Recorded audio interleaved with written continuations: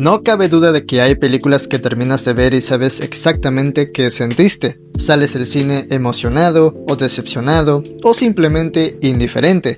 Pero luego existen esas películas que hacen algo mucho más curioso. No sales pensando tanto en la historia, sino en el personaje. Y eso fue exactamente lo que me pasó con Supergirl, porque mientras iban apareciendo los créditos finales, no podía dejar de pensar en una sola cosa.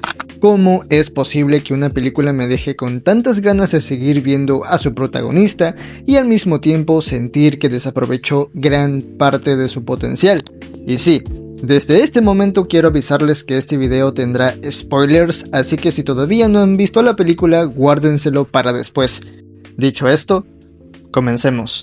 Debo ser completamente sincero con ustedes. Antes de entrar al cine tenía sentimientos encontrados. Por un lado, ya había leído bastantes críticas negativas y eso inevitablemente me hizo bajar un poco mis expectativas. Pero al mismo tiempo había una parte de mí que seguía teniendo ilusión. Quería que esta película me sorprendiera y sobre todo quería que no fuera el primer tropiezo importante de este nuevo universo de DC.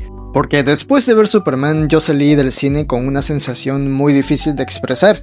No era solamente que me hubiera gustado, era esa sensación de querer ser una mejor persona, de abrazar quién eres, de entender que justamente nuestras diferencias son las que pueden inspirar a otros. Y cuando apareció Kara al final de esa película completamente desordenada, irreverente y con esa personalidad tan explosiva, pensé, ok, quiero ver más de ella. Sí, quizás muchos esperaban que el siguiente gran paso del DCU fuera una película de Batman, de Wonder Woman o incluso seguir desarrollando Lanterns, pero honestamente después de ese cameo me parecía lógico continuar con Supergirl. Lo único que realmente me preocupaba era una cosa, que respetaran el espíritu de Woman of Tomorrow, uno de mis cómics favoritos de DC.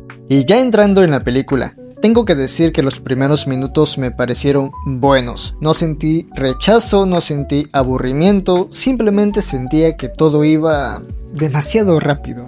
La relación entre Kara y Ruthie empieza a construirse casi de inmediato, y aunque funciona, yo necesitaba respirar un poco más con ellas. De hecho, esa sensación me acompañó durante prácticamente toda la película. No era una película que me estuviera abrazando emocionalmente, era más bien como ese saludo cordial entre dos personas que recién se conocen. Cómodo, correcto, pero todavía sin esa conexión especial. Y creo que ahí aparece el mayor problema que tuve con Supergirl. No es que la historia sea mala, de hecho es bastante simple, va directo al grano. Una niña pierde a sus padres a manos de un asesino, busca ayuda para encontrarlo y termina cruzándose con una Kara Zor-El completamente rota por la destrucción de Krypton.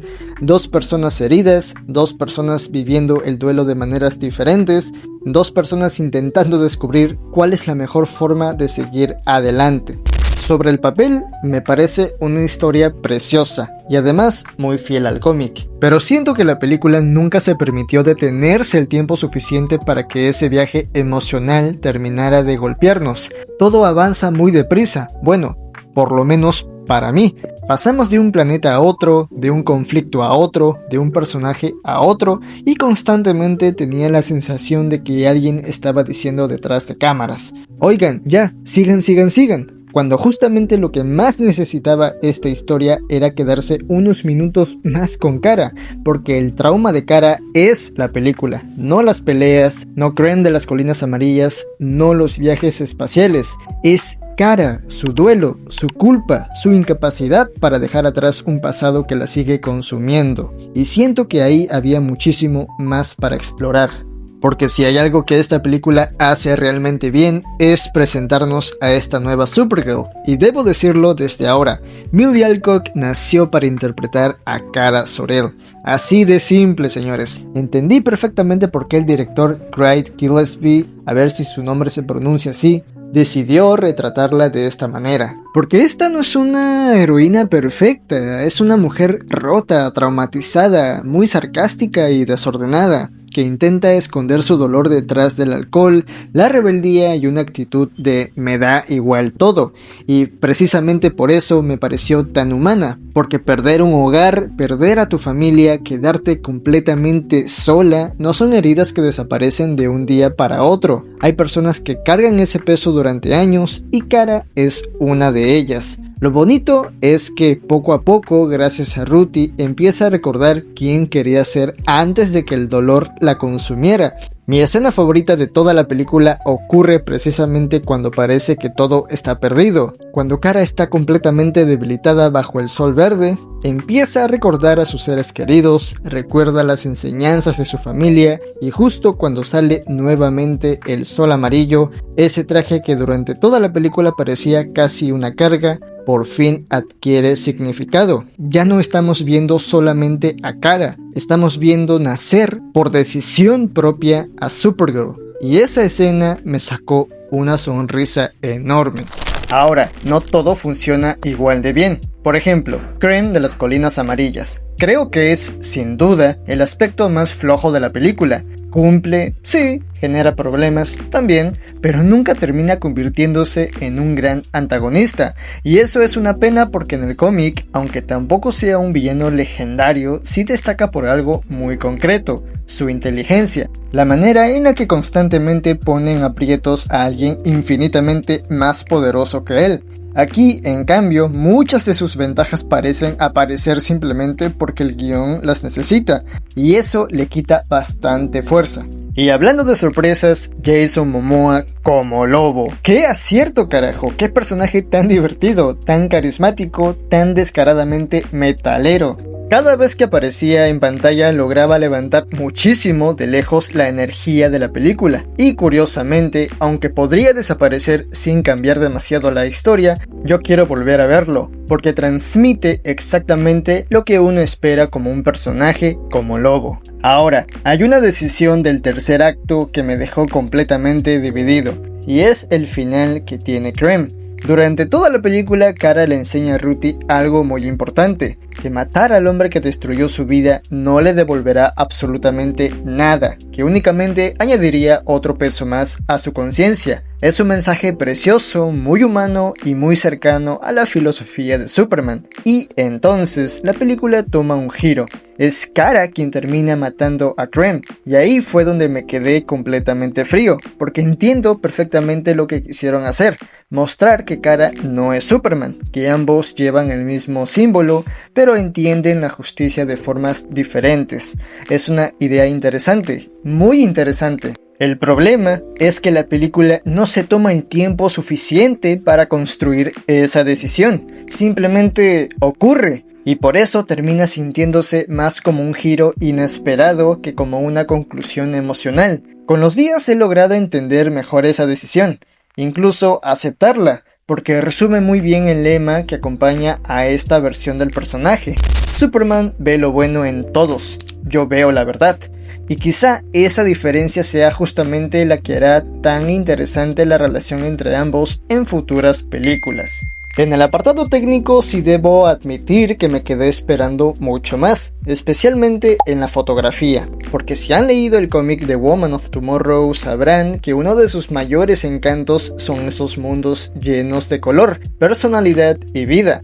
En cambio aquí, muchos planetas terminan sintiéndose demasiado parecidos, demasiado apagados, y eso también afecta la sensación de aventura. Lo mismo me pasó con la banda sonora, cumple, pero nunca encontré esa pieza musical que se me quedara grabada en la cabeza, como sí ocurrió con Superman, o incluso con Guardianes de la Galaxia. Y sí, todavía sigo pensando que Call Me de Blondie habría sido un cierre perfecto para la película. Entonces, ¿qué significa realmente Supergirl para este nuevo DCU? Creo que amplía el universo, nos presenta nuevos planetas, nuevas especies, nuevas posibilidades y sobre todo nos entrega oficialmente a Lobo. Pero curiosamente no sentí que fuera ese enorme segundo golpe de emoción que necesitaba el universo de James Gunn. Para mí ese peso sigue recayendo en las espaldas de Superman y Peacemaker.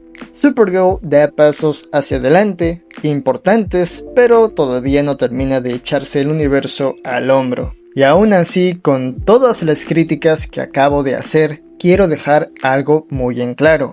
No me parece una mala película, ni mucho menos. Simplemente creo que pudo haber sido muchísimo mejor. Porque cuando una película consigue que salgas del cine queriendo volver a ver a su protagonista, significa que hizo algo muy bien. solo que también deja esa inevitable sensación de que cerca estuvo de ser algo realmente especial. Si eres fan de Star Wars, de Guardianes de la Galaxia, de historias sobre el duelo, sobre aprender a vivir con el dolor y sobre personajes que poco a poco encuentran un propósito, creo que la vas a disfrutar, porque al final del día, Supergirl habla precisamente de eso, de entender que el pasado jamás desaparecerá, pero que nosotros decidimos si el dolor será una cadena o el impulso para convertirnos en alguien mejor.